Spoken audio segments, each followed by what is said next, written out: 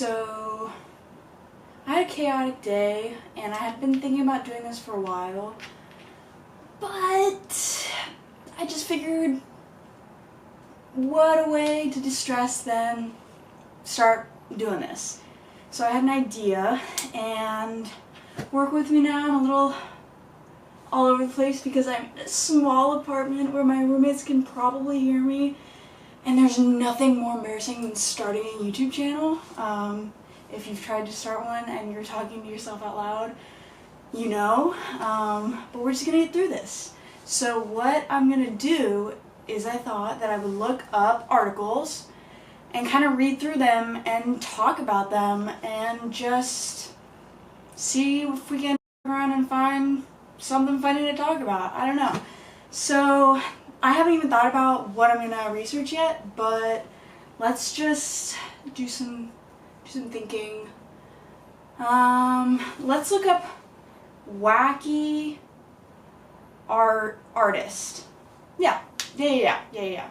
Alright, so 7 very weird artworks. No, we need let me do some thinking. Lasdy's Really Wacky Artist Adventure. Fun Wikipedia Mods Wiki. Let's read this bad boy. Oh no, that doesn't work.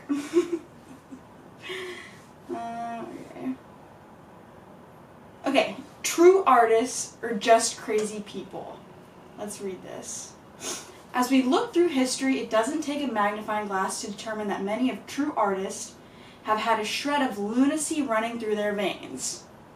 Absolutely. I'm an artist and I'm mentally insane, so I know that is true. Which brings up a valid question. Do you have to be crazy in order to be a true artist? Ooh, I say 100%, because that's where all the fun stuff comes from. You know, you gotta have a little bit of edge, a little bit of crazy. So yeah. For argument's sake, we've made a list of some of the greatest artists from history and collected some facts surrounding their sanity. In the end, we'll let you decide if you think these people are true artists or just crazy people. Okay, all artists are true artists.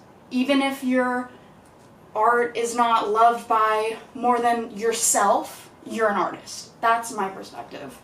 So Vincent van Gogh, born in the Netherlands in 1853, Vincent van Gogh was an extremely prolific painter that is responsible for some of the most famous paintings of all time, including Starry Night and his many self-portraits. However, as a known victim of depression, Van Gogh spent time in an asylum, famously cut off his own left ear, and ultimately, at the age of 37, shot himself in the chest with a revolver. I thought for some reason I didn't know that he shot himself in the chest. I thought I watched like a documentary one time and thought he did it another way. Not to make light at all.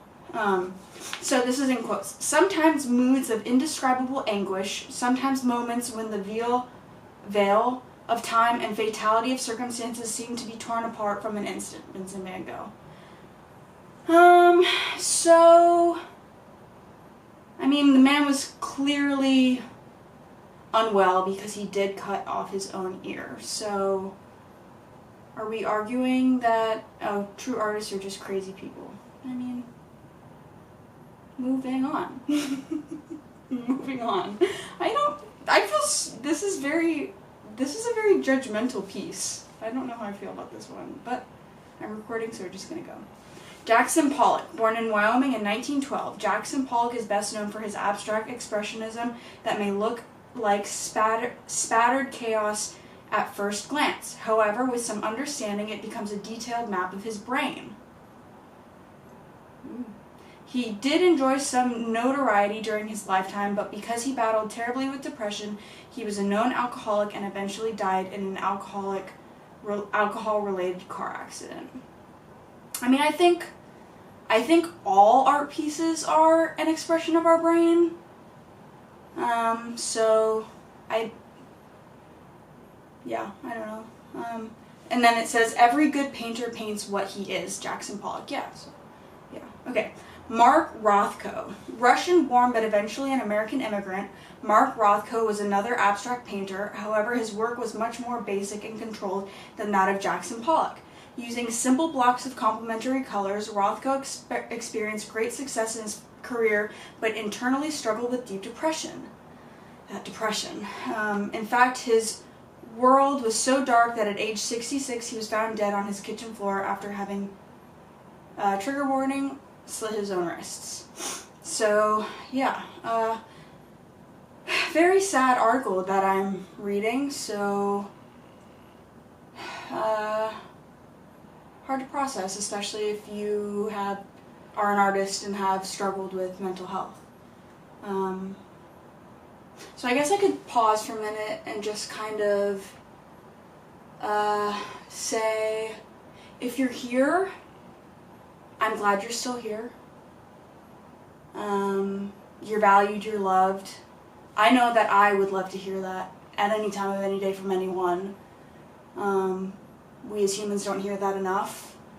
And your art is valued, you're valued, and yeah, thank you for being here.